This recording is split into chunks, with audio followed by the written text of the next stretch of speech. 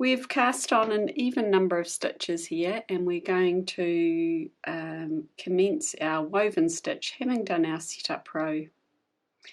In the first, what I've called the first slipped row, we're going to knit the odd number stitches and slip the even number stitches with the yarn in front. So we start by knitting our first stitch, and then we bring our yarn through to the front between the needles. We slip the stitch purlwise, which means our right hand needle passes from back to front, and then we bring our yarn through to the back and repeat that until we get to the end of the row. So we knit a stitch, slip one stitch with the yarn in front, knit a stitch, slip one stitch with the yarn in front, and so on.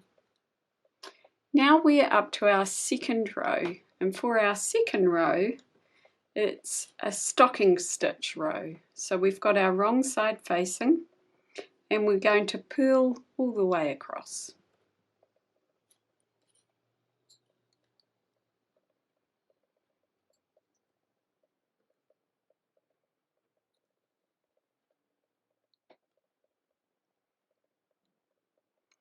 Okay, we'll turn our work.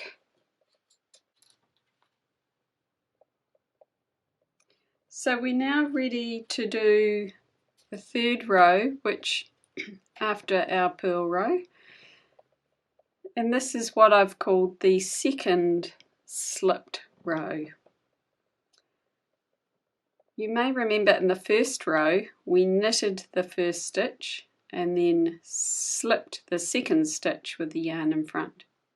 Well, this time we're going to slip all the odd number stitches and knit the even number stitches. So again, we slip the stitch with the yarn in front, bring the yarn through to the back, knit the second stitch, bring the yarn through to the front, slip a stitch, knit a stitch. And we'll continue that to the end of the row.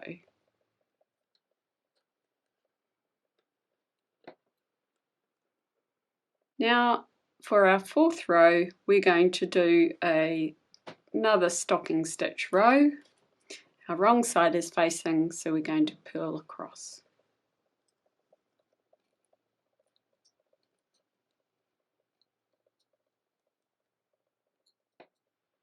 Now we'll turn our work again. The 4 rows that we've just completed form the woven stitch pattern. So we're going to start again with row 1, which is the first slipped row. To do that, we'll be knitting the first stitch and then slipping the second stitch with the yarn in front. Now, it may be that you have been knitting for a while and you can't remember which row you're up to.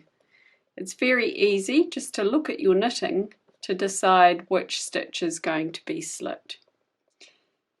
Here you can see that this is our wrap in front of the slip stitch.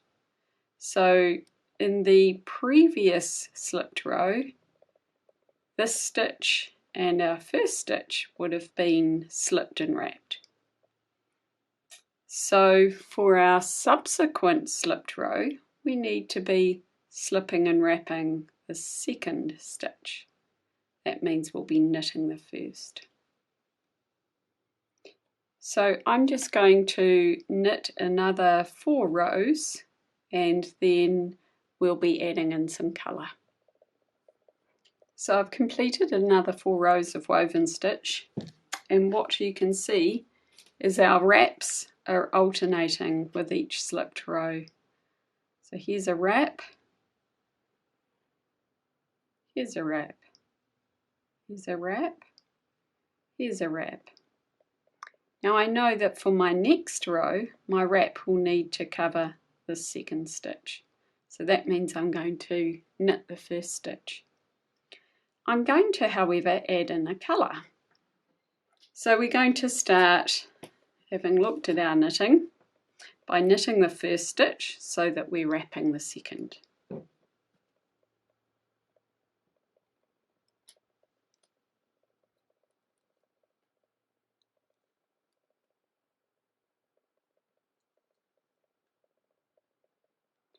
And we'll work our way to the end of the row.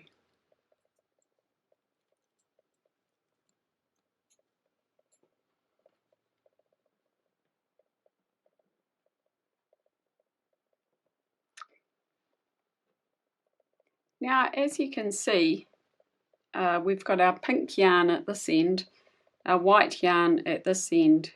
For the pattern I'm doing, I just want to knit one row of the pink, but I don't want to break the yarn excessively. I'm going to be knitting another row of pink in a couple of rows' time, so I'm not going to break the yarn. I've just knitted a slipped row. The reason you can tell it's a slipped row rather than a stocking stitch row is that the wrap sits immediately below the stitch. So that means my next row needs to be a stocking stitch row. Rather than breaking the white yarn and starting from this end, I'm going to slide my stitches along the circular needle to the other end, where I can just pick up my white yarn and commence knitting at this end. I still need to do a stocking stitch row, but as you'll notice, we've got our right side of the fabric facing, and that means that rather than doing a purl row, my stocking stitch row needs to be a knit row. So I'm going to knit across.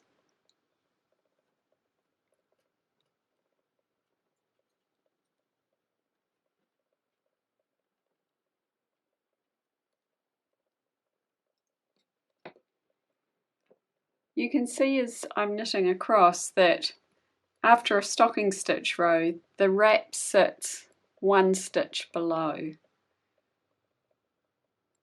as opposed to this side where the wrap is sitting immediately below the stitch on the needle. So that's how you can tell whether you've knitted a stocking stitch row or a slipped row. When I get to this end, I like to just catch my wrap around the back just to keep it in place. So I've placed my yarn around the back above the needle so that when I knit the next stitch, it's going to catch that wrap in. And that just keeps that wrap nicely in place. I'm going to knit 2 more rows of white in woven stitch, and then I'll be knitting another pink row. Now, because I've knitted my stocking stitch row, my next row needs to be a slipped row. I'm going to turn my work. So I've turned my work and I'm knitting a slip row, but as you can see, the wrong side of the fabric is showing. This means that I need to purl rather than knit the stitches, and when I slip and wrap a stitch, I need to put the wrap on the right side of the fabric. Now, looking at the right side of the fabric here, I can see that my last wrap was below the third and the first stitch. So I need to wrap the second stitch. So I'm going to purl the first stitch, and then I'm going to bring the yarn through to the back so that my wrap remains on the right side of the fabric. I'll slip the stitch purlwise, bring the yarn through to the front so that I can purl the next stitch. So we're purling and slipping with the yarn at the back. Purling, slipping with the yarn at the back, and so on through to the end of the row.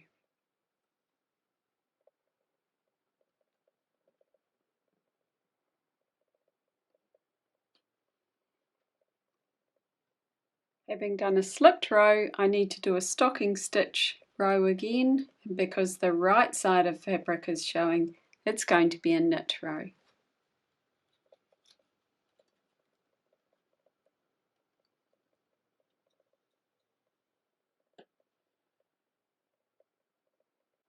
So I've knitted 3 rows in white. Now I'm going to knit another row in the pink, and again, having just knitted a stocking stitch row, it's going to be a slipped row. And looking at our knitting, the last slipped row, this wrap was on the second stitch. So for this row, I need to start with the first stitch being slipped and wrapped. Okay, so we've turned the work around. We're going to slip and wrap the first stitch.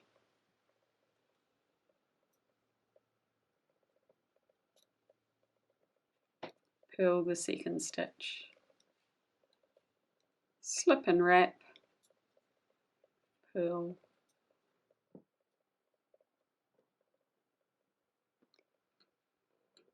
Okay, so we've just knitted our second pink slipped row. We're going to go back to our white, but as you can see, the yarn is on the left hand side. So rather than breaking the yarn and starting at this end, we're going to slide our stitches along the circular needle to the other end and turn our work around so that we can do our stocking stitch row. We've got our wrong side facing again, and that means that we need to purl our stocking stitch row. Now we're going to add in some increases, and we do this, I'm going to do this by knitting the front and back of the first and last stitch. It's a stocking stitch row with the wrong side facing, making it a purl row. So I'm going to purl into the front and then into the back of the stitch.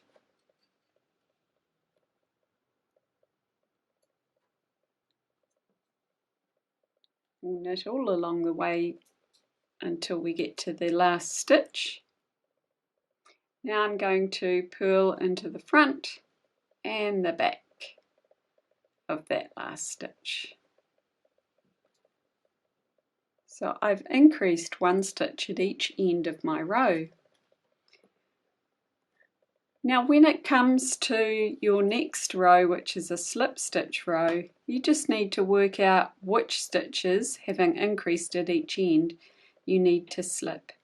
And the easiest way that I find is to look at your last slip row and look at the columns where there was a slip and wrap stitch. So I've identified that stitch number 2 and stitch number 4 have the wraps. So for this row, my first and my third stitch need to have wraps.